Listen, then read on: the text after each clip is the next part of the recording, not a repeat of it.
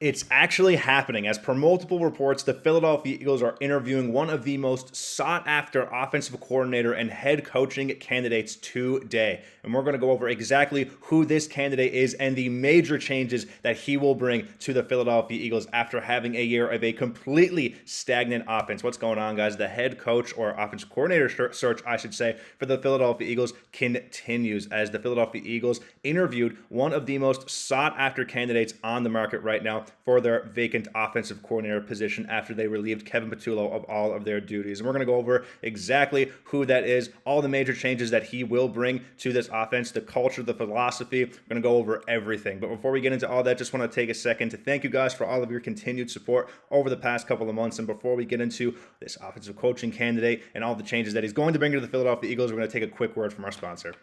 Before we get into all the news today, this video is brought to you by Kieley. When you download Kieley using the link below and enter code DIGESTNFL, you'll get $20 when you trade your first $100. Kieley is the largest prediction market in the US. And on their platform, you can trade yes or no on real-life events, sports, elections, news, and pretty much everything. And whether you're in California, Texas, or Pennsylvania, or anywhere else across the country, Kieley is live in all 50 states. And for us sports fans, especially here in Philadelphia, you can trade on game outcomes, playoff chances, or player performances, all on a regulated market where you can cash out at any time. If you take a look at Kieley's website right now, they currently have the Philadelphia Eagles at a 10% chance to win the Super Bowl, which, if you ask me, is quite frankly very low for the team that might go back-to-back in the Super Bowl, as well as not incorporating the dynamic duo of Nick Sirianni and Jalen Hurts, who continue to win games in big moments, going to 2 Super Bowls in 3 seasons. I think they need to raise that percentage up just a little more. And if you take a look at the 2026 NFL Draft, they currently have Fernando Mendoza to go number 1 at 74%. I think the Raiders will trade that pick, but that's next to nothing right now. But guys, Kieley is a genuinely smarter way to use your sports or news knowledge, and you can close positions whenever you want. So make sure to download Kieley with the link in the description, and don't forget to use code DIGESTNFL to get your $20 bonus. And thank you once again to Kieley for sponsoring this video. Now, folks, if you haven't already seen, of course, the Philadelphia Eagles are on the hunt for a new offensive coordinator after a very stagnant offense this past season. And per Adam Schefter and other multiple NFL insiders like Diana Russini, but we'll read Adam Schefter's tweet here. I know it's a little small there, but it does read, former Giants head coach Brian Daboll is expected to interview for the Eagles offensive coordinator job, per sources. He already has interviewed for the Titans head coach job and is expected to have other interviews as well. Now, of course, we know that head coach position with the Tennessee Titans is filled as Robert Saleh was hired as the head coach of the Tennessee Titans today. I actually kind of like that pick for them. I saw a tweet earlier that a tandem of him and Brian Daboll as the OC would also make a good pairing. But of course, we hope that Brian Daboll does make his way into the Lincoln Financial Center, of course, as he is one of the top names on the market to be an offensive coordinator. And you know, guys, if you didn't know already, Brian Daboll obviously was fired midseason, and Mike Kafka ended up replacing him in that head coach position. And I never really understood why they decided to fire him, because you take a look at the New York Giants. I mean, in the preseason and the draft, after the draft and everything, they knew that they weren't going. And I mean, I don't think most people thought that they were going to do anything with that roster. Of course, they did have a very talented defense, guys like Brian Burns, Dexter Lawrence. Of course, they just got Abdul Carter and other former high-round picks like Kayvon Thibodeau, the other guys like Tyler Nubin. Lots of young, talented players on that defense. So they had that going for them. But of course, the offense was the big question for them heading into this season. And, you know, Brian Daboll's no slouch of a coach, guys. I do think that he's very capable. I think he is a head coaching caliber guy. But of course, we would prefer to have him as an offensive coordinator. And we'll get into exactly what kind of philosophies he'll bring to the Philadelphia Eagles, what kind of scheme he's going to bring, what kind of play calling he's going to do. And that's obviously the most important part, given that this is a new offensive coordinator once again for Jalen Hurts. But the most interesting thing about Brian Daboll is that he actually did work with Jalen Hurts in Alabama. You can see here a tweet from Diana Russini. Of course, the Eagles are interviewing former Giants head coach Brian Daboll. And Brian Daboll worked with Jalen Hurts at Alabama and is also receiving head coach interest from other teams. But obviously, the big thing here is that Brian Daboll has worked with Jalen Hurts in the past. I believe it was his second last year at Alabama was where he worked with him. So that is one of the biggest positives here, that Jalen Hurts finally has somebody that he's worked with before. Now, of course, that was many, many years ago, back in 2017, 2018. And obviously, having someone that he's worked with before is the biggest thing, because he's had, I've seen the stat a million times now, I'm already forgetting, but it's like, I believe it was 8 offensive coordinators in the last 8 years, pretty much since he's been in college and in the NFL. He's never had one consistent offensive coordinator. I believe Shane Steichen was maybe the offensive coordinator for 2 years. But again, that's the main thing with Jalen Hurts right now. There's just no consistency in his play calling. Guys are bringing in new philosophies, or they're keeping the philosophy the same. That's one thing we're going to get into later in this video is, Nick Sirianni and Brian Daboll. Could they potentially be butting heads? Because Brian Daboll is a guy that's known for, being pretty hot-headed. And, there's a lot of stuff you see on the broadcast where he's sitting on the sideline and he's, not being too nice to his coaching staff, to his players, yelling at him, of course, all that stuff. And we'll get into that a little later. So we have an article also that lists off a pro and con list, and it was a really, really great read, and I just want to share that with you guys to see how exactly Brian Daboll will fit in with the Philadelphia Eagles offense.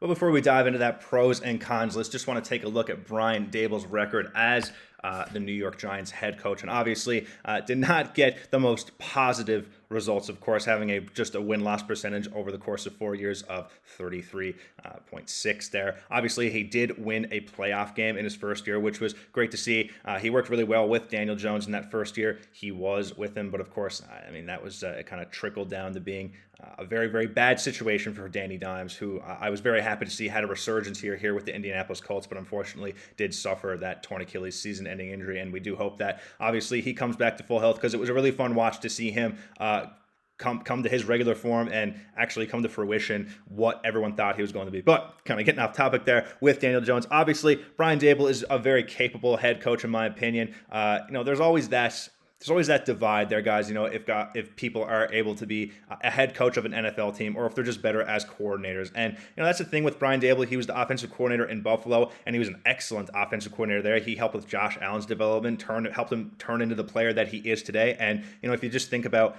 if he can do that with Josh Allen, he could probably do that with Jalen Hurts too, given the scheme and the offensive philosophy that he can bring to this team. Could he turn Jalen Hurts into Josh Allen? That's obviously a major, major question. But why is that out of the realm of possibility? The sky's the limit. Jalen Hurts is one of the younger quarterbacks in the league. He has a Super Bowl. He's a Super Bowl MVP. He's a former All-Pro. Why can't he be as good as Josh Allen? Why can't he be as close to as good as Josh Allen? Just maybe even a few levels below that. I think that the intangibles are there. I just think that he needs the right offensive philosophy, and I think he needs the right scheme put around him, obviously.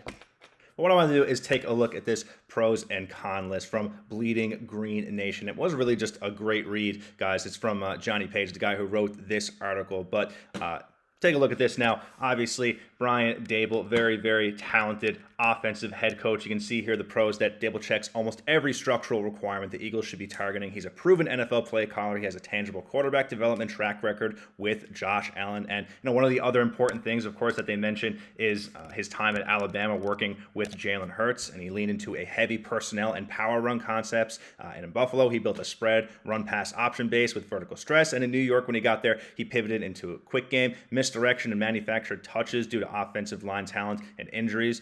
He also has a meaningful relational overlap. He worked with Sirianni in Kansas City, coached Hurts at Alabama, and also knows Barkley and DeVonta Smith personally. He would bring legitimate autonomy. Part of the Eagles' stated intent is to let the new OC run the offense and inject their own identity. And Daboll's resume gives him the authority to actually do that, which is something that younger or system-driven candidates would struggle to demand. I actually just completely forgot about that. He's worked with DeVonta Smith and Saquon Barkley in the past. This kind of just seems like a match made in heaven in terms of an offensive coordinator. You have a guy who's worked with three of some of our best players in Saquon Barkley, DeVonta Smith, and Jalen Hurts. He worked with Nick Sirianni in Kansas City. Let me know in the comments down below, guys, if you think Brian Daboll is, the perfect fit for the Philadelphia Eagles. I kind of just sounds like it from reading these reports here and all this information about who he's worked with on the Eagles. But the most important thing that we got to get into here is also the con list, which they did list here, saying that the concerns with Daboll are not schematic, they are interpersonal. He is a demanding coach who holds players to a high standard, not a bad thing obviously, and can be combustible on the sideline. And to be frank, he looks like a bit of an idiot at times on the sideline. That can be constructive for some quarterbacks, but it can also challenge building dynamics when the system hits adversity. His stint with the Giants included visible sideline tension, staff turnover, and communication issues with offensive assistants. And that is not going to help, especially if you have a guy like A.J. Brown on the team, who of course has voiced his concerns throughout the years.